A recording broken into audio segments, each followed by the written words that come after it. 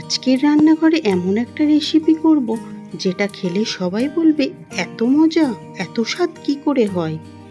আজ আমি বানাবো চিকেন পোলাও, তাও আবার একদম সহজভাবে প্রেসার কুকারে, মাত্র 10 থেকে 15 মিনিট সময় নিয়ে।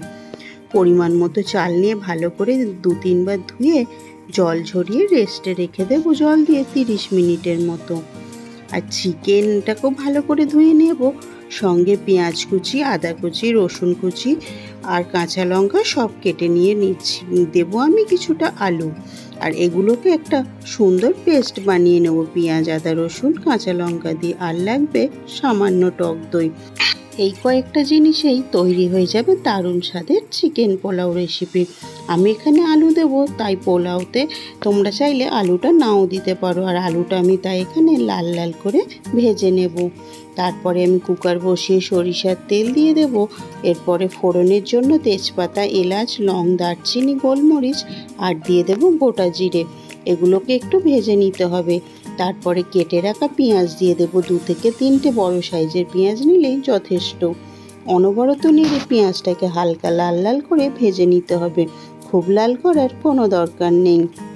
তারপর আদা, রসুন, কাঁচা লঙ্কার একটা পেস্ট রেডি করেছি, সেই পেস্টটাও এর মধ্যে দিয়ে কষাতে থাকবো। বেশ কিছুক্ষণ কষানোর পরে কিছুটা পরিমাণে টক দই দিয়ে দেব। টক দই যদি বাড়িতে না থাকে তাহলে কিন্তু তোমরা টমেটো দিতে পারো।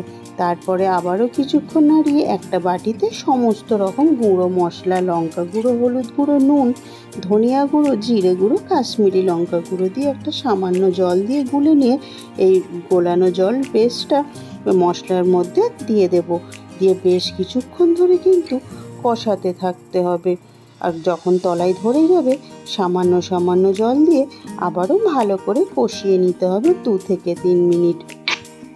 চিকেনটাও দিয়ে দেবো, আর সঙ্গে কিন্তু ভেজে রাখা আলুটাও দিয়ে দেব। দিয়ে অনেকক্ষণ ধরে কষতে থাকবো। যেহেতু টক দই দিয়েছি তাই ব্যালেন্স করার জন্য এখানে আমি সামান্য চিনি অ্যাড করেছিলাম। আর মশলাটা কষানোর সময় 1 চামচ আমি কিন্তু এখানে বিরিয়ানির মশলা দিয়েছি, এতে করে খাবারের টেস্টটা অনেক গুণে বাড়িয়ে দেয়। সমস্ত রকম সুন্দরভাবে কষিয়ে তেল ছড়ে যাওয়ার পরে ধুয়ে রাখা চালটা এর মধ্যে এবার দিয়ে দিতে হবে। চালটা দিয়েও কিন্তু বেশ কিছুক্ষণ কষিয়ে নিতে হবে। আর পোলাও রান্নার জন্য আমি কিন্তু এখানে গরম জল ব্যবহার করব, তাই আমি জলটাকে ভালো করে ফুটিয়ে নেব। আর সুন্দরভাবে কষানো হয়ে গেলে ফোটানো জলটা কিন্তু ওই চালের মধ্যেই দিয়ে দিতে হবে। পোলাও রান্না করতে গেলে কিন্তু অবশ্যই গরম জল ব্যবহার করতে হবে, তাহলে কিন্তু পোলাওয়ের ঠিকঠাক ব্যালেন্স থাকবে।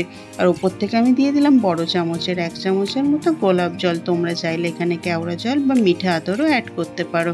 সুন্দর ফ্লেভারের জন্য দিয়ে দিলাম 3-4টে কাঁচা লঙ্কা। ব্যাস আর কিছুক্ষণ ওয়েট করতে হবে ফুটে আসার জন্য। তারপরে উপর থেকে দিয়ে দেবো সামান্য ধনেপাতা কুচি, এতে করে খেতে বেশি ভালো লাগে। আর এটাকে ফুটতে দেওয়ার জন্য কিছুক্ষণ ওয়েট করব। যখন খুব সুন্দরভাবে পুরোটা ফুটতে শুরু করে দেবে তারপরেই কিন্তু চাপা দিয়ে মাত্র একটা সিটি দিয়ে নিলেই তৈরি হয়ে যাবে পোলাও। এই পোলাওটা রায়তা দিয়ে খেতে বেশি ভালো লাগে, তাই আমি এখানে খুব কম সময়ে একটা সুন্দর রায়তা রেডি করে ফেলেছি আগে থেকেই। আর এটা খেতে কিন্তু দারুণ হয়েছিল। কুকারটা ঠান্ডা হয়ে আসলে তারপরে তৈরি করে নেব পোলাওটা।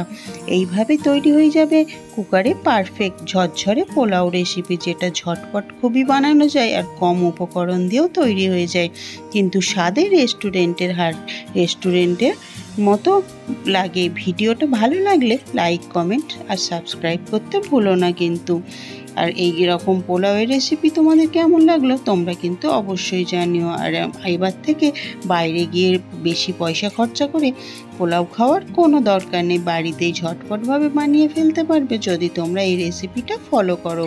আর তোমরা বাড়িতে বানিয়ে আমাকে কমেন্ট বক্সে জানিও যে খেতে কেমন হয়েছিল। আমাদের বাড়িতে তো সবার খেতে খুবই ভালো লেগেছিল, আশা করি তোমাদেরও খুবই ভালো লাগবে। আজকের ভিডিওটা এখান পর্যন্তই, দেখা হবে আবার পরের ভিডিওতে।